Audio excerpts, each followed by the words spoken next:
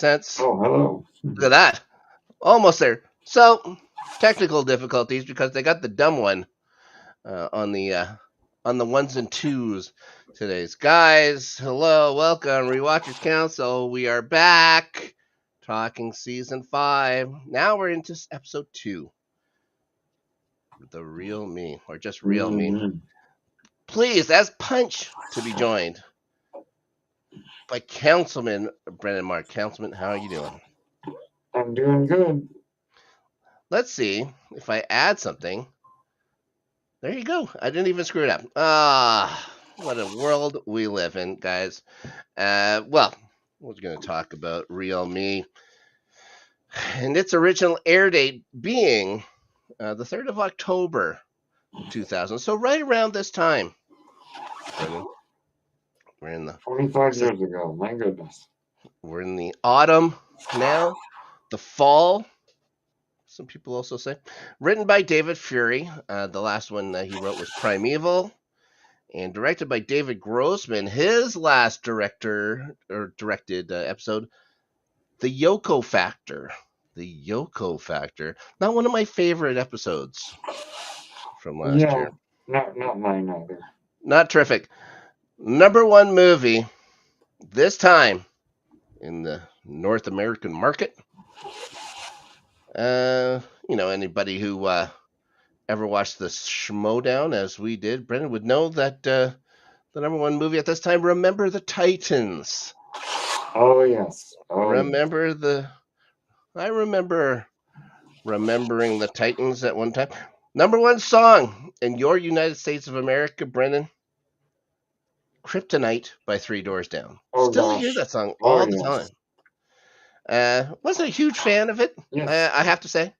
I've got it on my Spotify playlist. Oh, there you go. The number one song in Canada is going to be Music by Madonna, I think, until the end of the year. I have no idea how this was so popular. And then the number one song in the UK, Mariah Carey teaming up with Westlife, because the English love their boy bands, singing a cover of Against All Odds. Against All Odds. Oh, my goodness, that song. The number one song in Great Britain at this time. All right. DVD synopsis. As Dawn begins a journal recounting her life with the Slayer, she encounters a madman who tells her she doesn't belong, and a group of vampires led by Harmony. Our old pal Harmony's in this one. Oh, Harmony.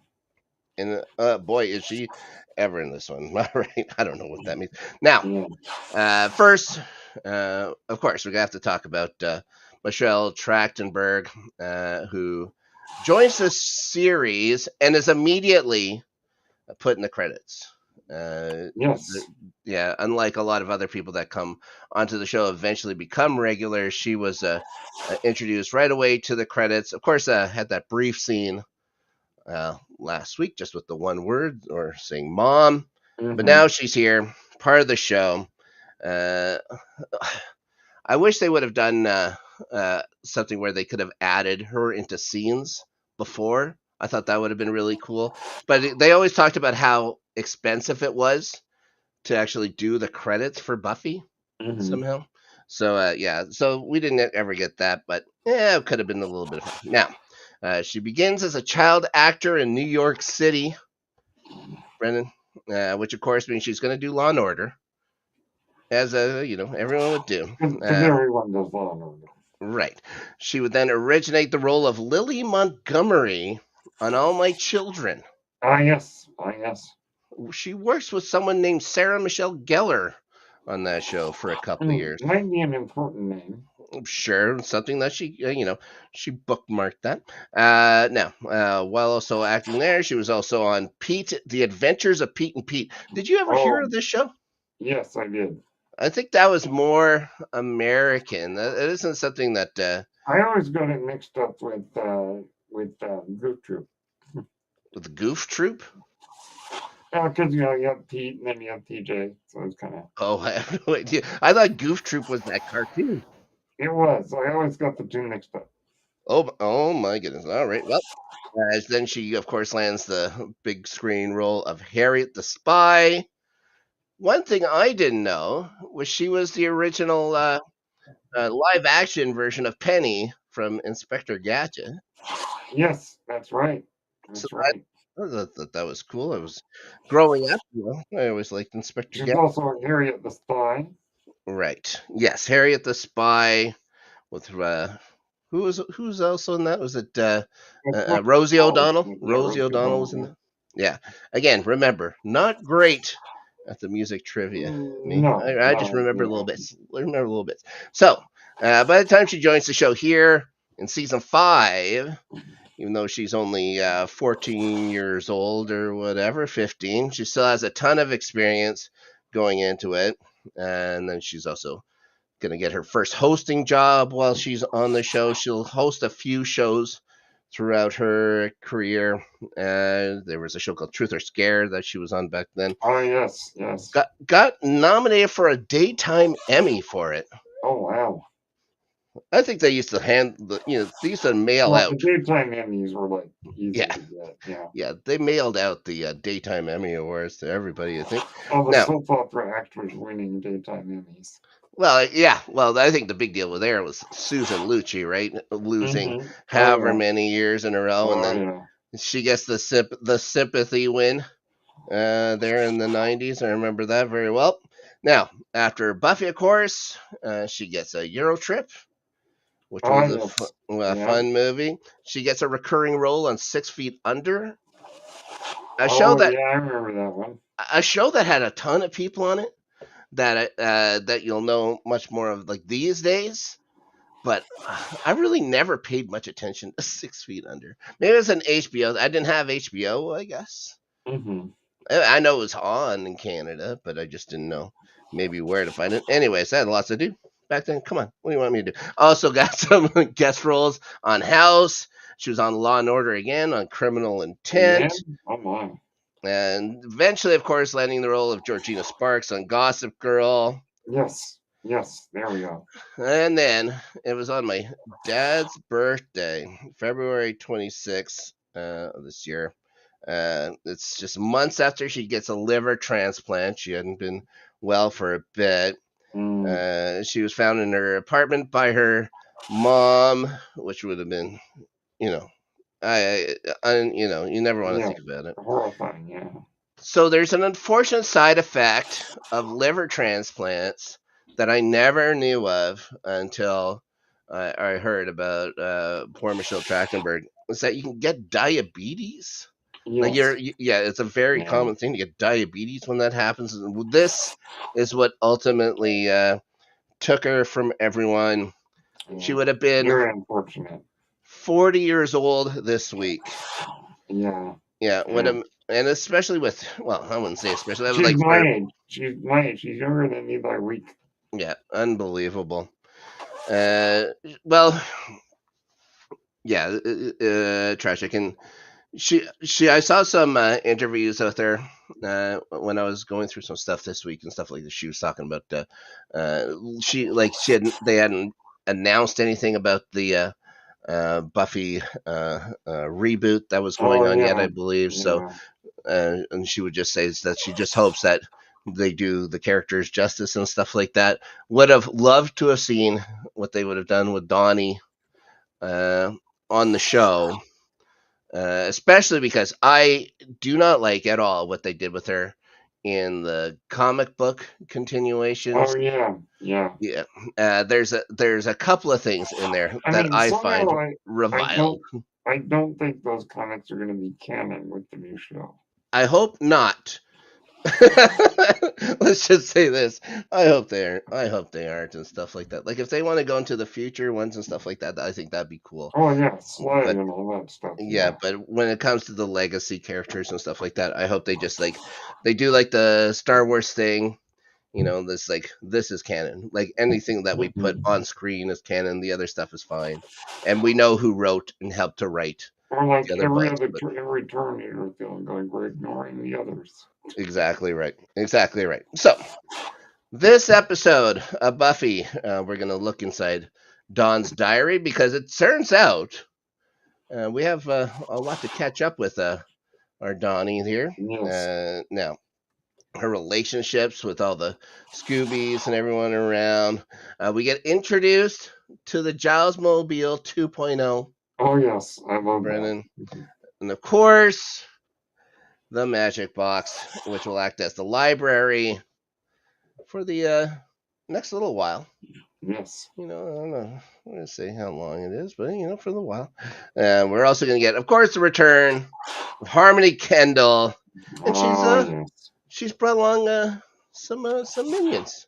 Some Yeah, minions one here. of them looked rather familiar. Well, we got a familiar looking dude there. Maybe we'll talk more about him at a later date, if you know what I mean. So, okay, let's start with Donnie here, because we got to do a lot of catch up because this is the 5th season now, and somehow in our minds we're supposed to remember that she's been around for the first 4. At least that's what all the Scoobies. No, all the Scoobies have relationships with her. Her and Buffy, typical, you know, older sister, younger sister relationship. There's a large age gap, and Buffy's gonna feel hard done by having to do things for having to protect her and stuff like that. Dawn is, what's a word? What's a good word for her? Precocious? She's a precocious young lady. She's obviously going to be feel a little bit smothered considering she knows what her sister does and she knows the danger, but she also just wants to be a regular kid, which can be, a little difficult when your sister goes and kills creatures of the night, I guess is what you could say. On the day, let's be fair. Yeah, it does make our lives seem rather boring in comparison. It's mundane. I like to say, oh, mundane. I think it means the exact same thing. Well, at least we're not living on a Hellmouth. Well, I live in Winnipeg, Okay, so well that counts. it counts for 4 or 5 months of the year. It's just a reverse Hellmouth. It's like a frozen, the hell's frozen over Hellmouth here. Now, with Riley, doesn't seem to dislike him. She just talks about they spend a lot of their time smooching and stuff like that. She, Yeah. she also thinks, for goodness gracious sakes, that they probably have had sex. Gee, I wonder how she figured that out. Well, she wasn't at that frat party, as far as we know. She wasn't at Oh, that not that frat episode. party. Don't mention that episode. As far as we know, she would have been at home. That was a Nowhere. creepy, creepy house. Yes, it's well, yeah. There was if she had any questions at all before then, it would have been washed away Yeah. with come that time. Now, her relationships with Willow and Dawn. With Willow, And or sorry, Tara. with Willow and Tara. Oh, Tara, yeah. With Willow, it is a lot like a favorite aunt. You know what I Yes. mean? Oh, yes. Yeah, and Willow's very affectionate towards Dawn. You can see somehow her favorite chess partner or Oh, yes. chess opponent. I don't think we've ever seen Willow play chess before, or so maybe this is a whole new thing for Willow. And then with Tara is the one that I think, at least in Tara's eyes, she has the most in common with. Because those two are the two that feel on the outside. Tara's going to talk about this with Willow later on in the episode and saying it's fine. But Willow's going to try and assure Tara and say, you're not an outsider. Like, you're on the inside. You're with us. You're basically Scooby. Tara's not going to feel that way till a little later this season. And there's going to be a terrific episode coming up that deals with it and stuff like that. So, she's always going to feel a little bit, just, a little bit an outsider and stuff like that. Now, her relationship with Xander. So, she has a tremendous crush on Xander Harris. Oh, yes. feels very almost vitriolic towards Anya, of course, who is spending her time with Xander Harris. A couple of things here that are, not cool, not great, considering that who the avatar for Xander is. If you know, Yeah, okay, good point. whose avatar Xander is, I should say. Yeah, that's not great. And I think it's Evan. Oh, I always have a hard time remembering his name. Rosenkrantz. Sorry, Evan. I keep forgetting how to say his last name. In his book or whatever about Buffy, he talks about how there was a Josh can't speak to Michelle rule. Stuff that goes on and stuff like Yeah, I that. heard about that. Yeah. Yeah, I don't think it's about anything too creepy or anything like that. It's yeah, You gotta be careful. And now that we know. yeah, it is what it is. And then eventually, what happens in the comics and stuff like that and stuff too. This it's just not great. Like Hmm. she's a 14-year-old kid in this. He would have known her for the last 4 years, so he would have known her since she was 10. By the way, all right. So yeah. Anyways, moving on. So yeah, she has a huge crush on Xander. Xander can't do any wrong. Stuff like this. So you have the mindset now of Dawn Summers, and of course with Buffy, she doesn't see what the big deal is about her at all. You know, which is something that you can find a little peculiar, seeing how her sister has superhuman strength and powers and stuff like that. So yeah, you'd think maybe he's a bigger deal than you would imagine. But Dawn isn't the only character we're introduced to in this episode. We're also introduced Brennan to the Jazzmobile 2.0, Hmm. a cherry red convertible BMW with a 325i. I Hmm. don't. I Giles is gonna say that it's like it called to him with like a siren song and stuff like that. It seduced him. It's so seductive and red, Mm. right?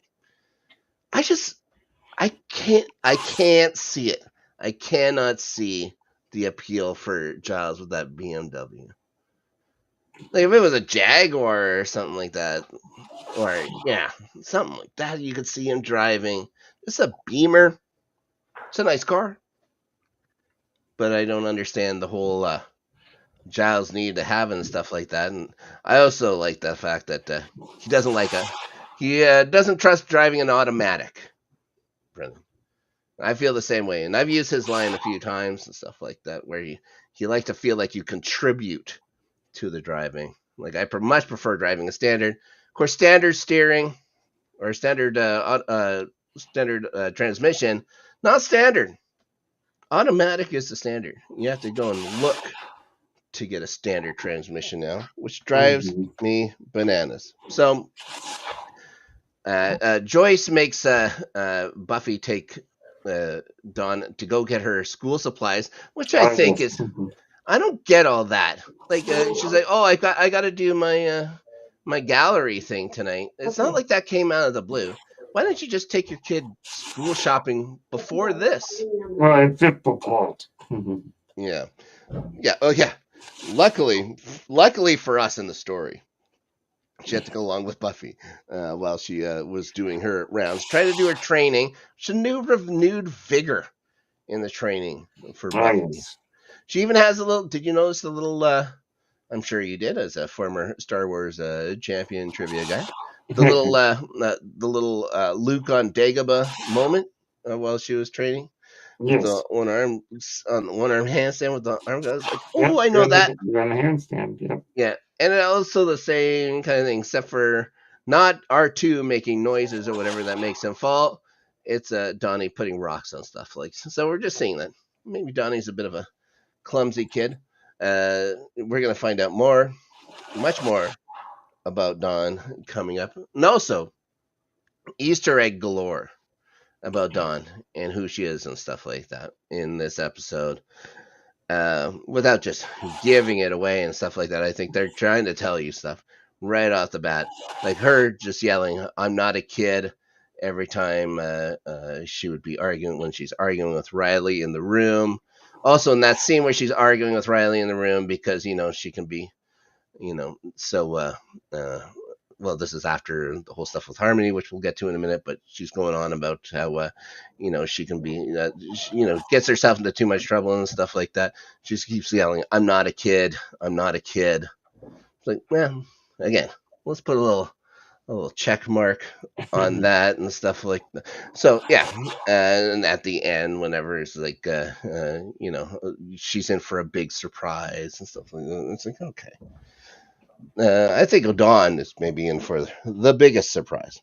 Anyways, so there's a new training and stuff like that. So she has to go take Donnie to go get school supplies with Giles. They meet up with Willow and Tara. They see that the magic shop is closed down. They had to go to the magic shop first to get the stuff that they needed. Supposedly there's a books in there that Giles doesn't have somehow as a watcher / school librarian. Maybe a bunch of his books blew up when the school did. We can say that, I guess. They go in there. We have our third manager / owner dead at the magic box. Yes. Oh my god. Well, it was his name, Mr. Bogart or something like that, which is a crazy name. So they make sure that Donnie's outside for this. So you can't see this. She can see them going around and stuff like that. So I think they do a pretty good job. It doesn't look like Dawn sees anything. But while she's waiting outside, we get a guy who maybe has a couple of screws loose here. A guy who looks like he's not all together in the head, if you know what I mean. Talking about her about curds in a way. And then eventually saying to her, like him telling everything to shut up, and he's like, make it stop. You can see that something's happening to him. He tells her she doesn't belong here. So something that's going to become a thing for the next little bit before we're introduced, or as we're going to be introduced to somebody in the next episode or two here. Okay. So somehow, when they're doing all this stuff, they determine, like doing the stuff, and they like going over the body. The police never come, I guess, of course. Nobody heard a thing or whatever. So they're going over the body. Somehow they discovered it would have taken 4 vampires to do this, which is odd. Maybe they can tell by bite size, perhaps. But this is how you say, well, 4 vampires? Who could be 4 vampires? Well, Harmony Kendall's back in town. Of course, one of my all-time favorites on the show. Brought along a few minions. She's got a great big dude, a tough-looking lady. And then there's a guy named Cyrus, played by Tom Link. And, of course, Tom Link is somebody we will be talking about in the not the near future, I guess, about a season from now. But we see, we're going to go cut to Harmony, congratulating her new crew. Especially they've the guys at the magic shop have noticed that for some reason someone took a tacky unicorn. Can't understand why they took this book and a tacky unicorn. And of course, it was given to Harmony because this guy Brad, who she sired, it seems, that she went to high school with, wanted to do something special for her. He sired her after all. It's a big thing, even though he stood her up in grade 10. I think a lot of people stood up poor Harmony, back in the day. Also, she's going about her plan and stuff like that, and looking at the books. She said the book jackets seem to have some pretty useful stuff on there. She isn't going to actually go through the books. Ridiculous. All she needs is the book jacket, and she's going to tell you everything they're going to do. But so they're going to have a plan, and of course, they're going to go and get the Slayer. It's Harmony's turn. She's gonna get the. She's gonna be the one to take down Buffy. So they have all agreed on this and stuff like that. They've got a plan. Buffy, for some reason, is getting in trouble with Joyce about not getting the school supplies. Again, Joyce, this is your 14-year-old kid. The other one has college and something else she has to do at night that you know about. Mm-hmm. Ridiculous. Anyways, Buffy has to like Joyce has the gallery. Buffy has her patrolling to do. This is where Donnie is saying that she isn't a kid. They need a sitter. And that sitter's going to be super responsible Xander Harris. And so Xander's going to come over. They're going to play games. Anya comes over.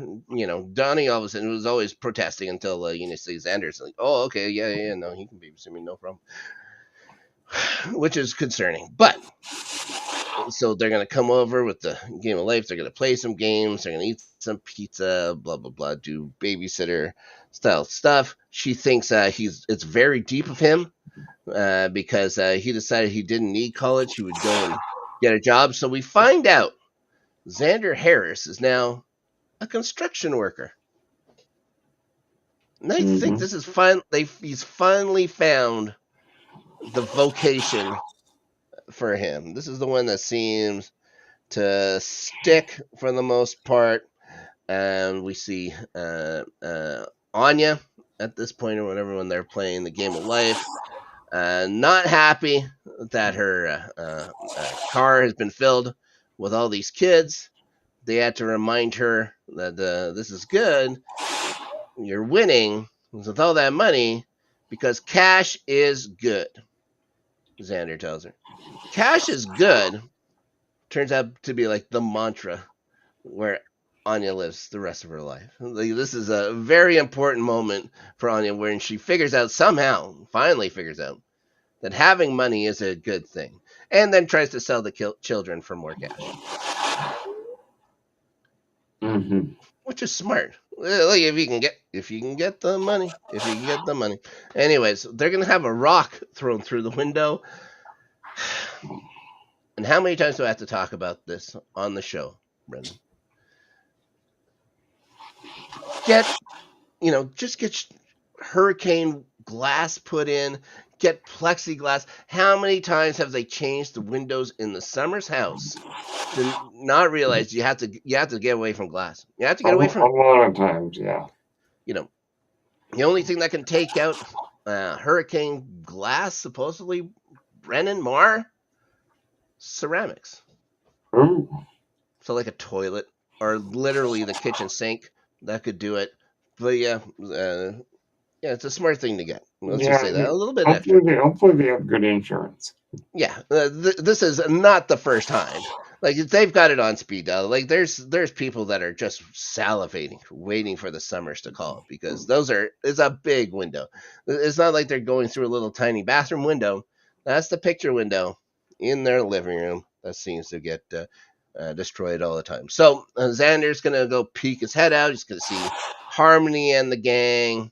Harmony and him are gonna have their little tete-a-tete again. Again, their fight last season, one of my favorite things to ever happen on the series.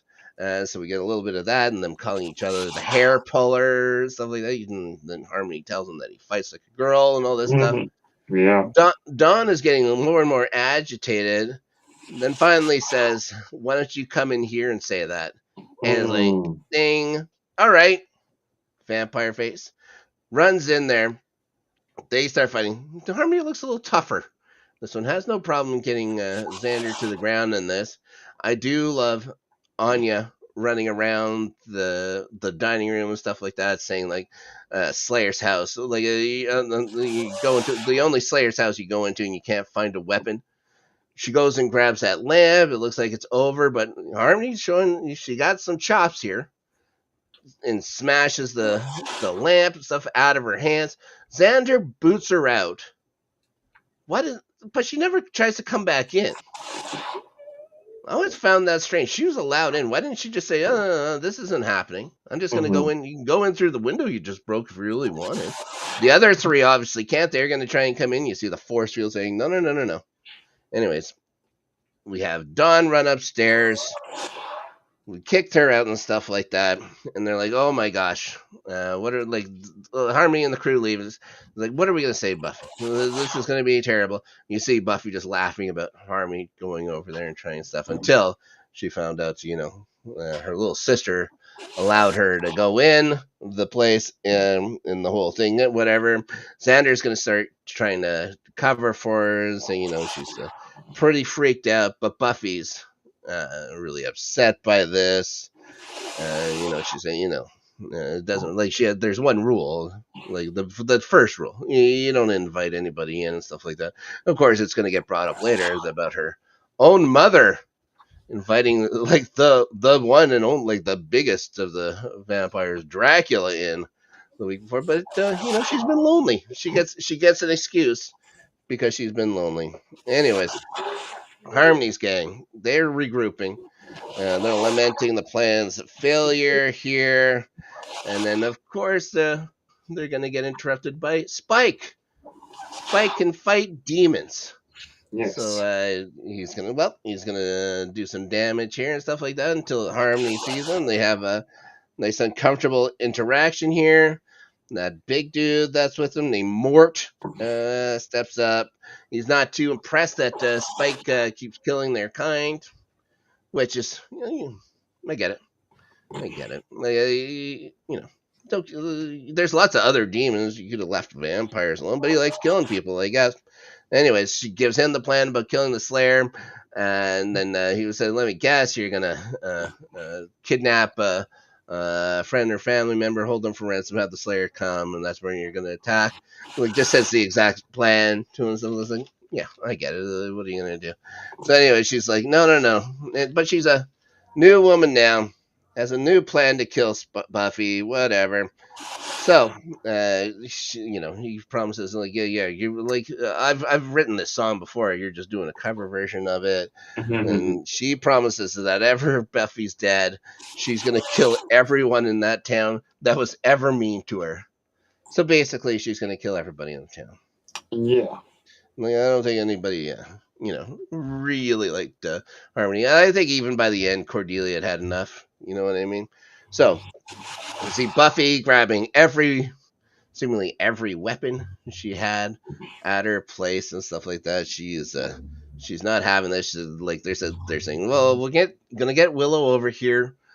She'll probably still have the ingredients for the uninvitation spell that they got Dracula to stay out with just the week before. Xander keeps sticking up for Dawn here, and this is where we're reminded about Joyce and Dracula. Buffy's gonna get pissed that Dawn keeps getting excused for doing dumb stuff. She has to hear. Dawn's at the door listening to all this, hearing Buffy say that she's a little idiot and stuff Mm. like, yeah, and you have to think, and like it's told to her, Buffy and stuff too. It's like, you're her hero. Like, you're the big sister, much older sister and stuff like that too. It's not like they were stealing, like you could catch Dawn stealing her Barbies and stuff like that. Way older. It's just like she's what, 10 years, not 10 years older, but 8 years older at this point, seven Something years like older. that. Yeah. Yeah, it isn't close. Anyways, Dawn's gonna get pretty upset by this. She's gonna run downstairs. Anya's in the kitchen for some reason, just hanging out. Tries to stop Dawn from leaving. She was just going to go run off. Uh, Harmony's little gang was just waiting. Luckily, right by the kitchen door, they grab Dawn. They knock out Anya. Luckily, they knock Anya out back into the kitchen where they can't get her for whatever. I don't know how that happens. Anyways, Yep. so poor Dawn. She's been on the show for one episode, already captured. She's already a hostage. But if you're going to be a hostage to anybody, you might as well be Harmony's hostage. You know what I mean? There's tougher vampires that you could have happened. Anyways, so Mhm. they're gonna find the Scoops are gonna find Anya in the kitchen. She's in and out of consciousness. Manages to tell him that vampires took Dawn. Buffy's gonna get out of there. Harmony's gonna be back at her cave, very proud of her crew for getting the job done here. She thinks this new plan is a huge winner, but she says that she's told that she's not in the plan. Mort has decided that what we're gonna do is we're gonna eat that kid, and then the Slayer's gonna come, and we're gonna kill the Slayer because the Slayer doesn't need to know that she's alive. She just has to think that she's alive and she's gonna come. So we're gonna eat the kid, have a nice dinner. Know what I mean? And after that, we're gonna kill ourselves a Slayer and be big shot vampires. So we're gonna see Buffy go to Spike, trying to get information, punches him, asks where Harmony is. He's gonna lie, punches him again. He's asking not for the nose. He doesn't want to get punched in the nose again. Then he's gonna say, "Well, I had this cave. You're probably at this cave that I had that's on the edge of town and stuff like that." She's like, "All right." And then she punches him in the nose again, even after he gave him Just for good information. measure. Yeah, I like that one. He told the truth. He knew it. She knew it. Still give him another slug in the nose. You know what I mean? So Harmony is now going to be going to Dawn with all her problems. You know how she isn't respected or treated like she doesn't matter. Like she's found her mirror in Dawn here. They're feeling very much the same way as each other and stuff like that. They could have been good friends if one wasn't a vampire and one wasn't the Slayer's little sister. Anyways, they decided this is where the jerk's told that this plan sucks. We're going to do all this stuff. Now, Harmony says that she just needs some time to grow into her leadership role, but Mort's going to grab her. And Dawn's going to tell Cyrus now if he touches her, that her sister's going to kill him. And he starts laughing about this, gives her a little touch, and just then, of course, the crossbow bolt is going to enter his heart, dusting him while everyone laughs. Anyway, she's going to tell Dawn to close her eyes. She doesn't want her to see what's going to go on here.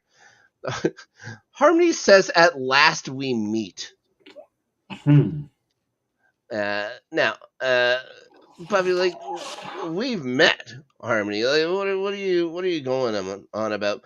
Anyways, she's a half-wit, all this stuff. So Harmony is, Mort's gonna come over. She's gonna start fighting Buffy. Harmony's gonna try and root on Mort, but Mort just shoots her a look, and Harmony hightails it out of there. She's like, you know what? This is maybe the smartest thing she's done this entire episode. She says, "I'm out. Don't worry about it." So Buffy and Mort are going to fight now, toe to toe. Buffy's going to notice that one of Harmony's carousel unicorns is lying around. She's going to pick up this entire unicorn, jab it through Mort. That's going to be the end of all these vampires. They're all dust. So Buffy's going to go now to break Dawn free from the chains on the wall. Of course, they're just going to bicker the whole time. Back at the house, they just beat Joyce back. So this is all a matter of an evening. Buffy's going to cover for everything that's going on. Dawn is going to head off to bed. Buffy's going to remind Giles that the Magic Box owners have Spinal Tap drummer life expectancies. He wants to buy this Magic Box because he's looking at like the profit margins and all this stuff. It's like, well, yeah, there's all that.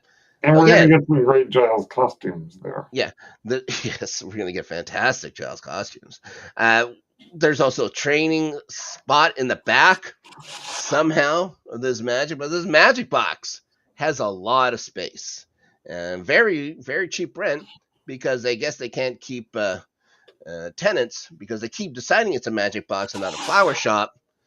And so all the owners seem to end up getting murdered in there. But, what are you going to do?